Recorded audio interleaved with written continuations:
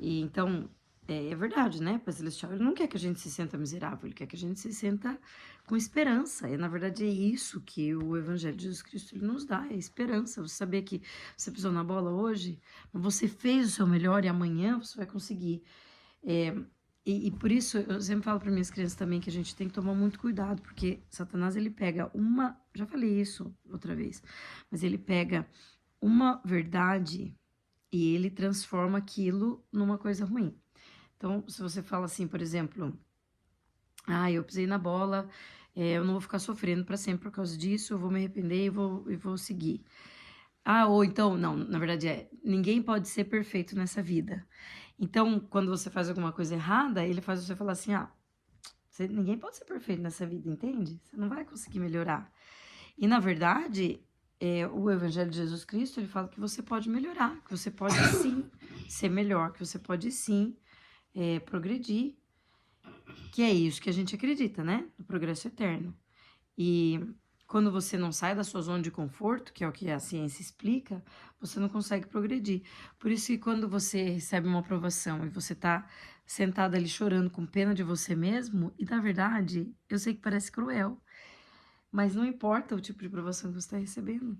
Quando você entende que o Pai Celestial está no controle de tudo, que nada acontece por acaso e que a gente precisa mostrar fé, né? Como a gente está guardando o primeiro mandamento, né? Amar a Deus acima de todas as coisas. Se você está mostrando fé, amando a Deus acima de todas as coisas, você, você vai ser grato. Você vai ser grato pelo que está acontecendo. Ou você vai ter esperança, né? Que é o que o Pai Celestial quer que a gente tenha, que a gente tenha esperança. Então, eu lembro nesse dia, eu parei, sabe? Falei, nossa, eu nunca mais quero me sentir assim desse jeito, eu nunca mais quero me sentir miserável. É claro que demorou ainda um pouco para que eu entendesse que eu precisava mudar muito. É lógico que eu sempre tive noção de que eu precisava mudar, mas umas coisas que a gente acredita, às vezes atrapalha muitíssimo em como que a gente vive a nossa vida, né? Então, eu eu eu ficava muito triste às vezes com a maneira que as coisas aconteciam, mas eu não percebia que era eu que tinha que mudar. Era eu que tinha que fazer as coisas de uma maneira diferente.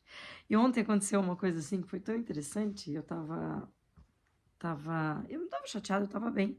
Mas daí a gente começou a discutir por causa de algum motivo específico que eu não preciso compartilhar qual é. Inclusive, de uma falta de classe gigantesca você ficar contando os problemas exatamente. Eu acho que você comentar o problema, não tem problema que aconteceu alguma coisa, mas não precisa ficar dando os detalhes.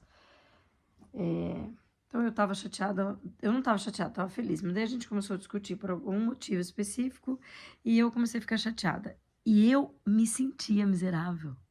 Eu lembro que uma hora eu abaixei a cabeça assim, eu falei, nossa, que miserável que eu tô me sentindo. E daí na mesma hora eu falei, mas tem que ter alguma maneira de eu agir da maneira correta. E eu lembrei de muitas coisas, né? Eu lembrei de como é que eu quero que meu marido seja o chefe da casa.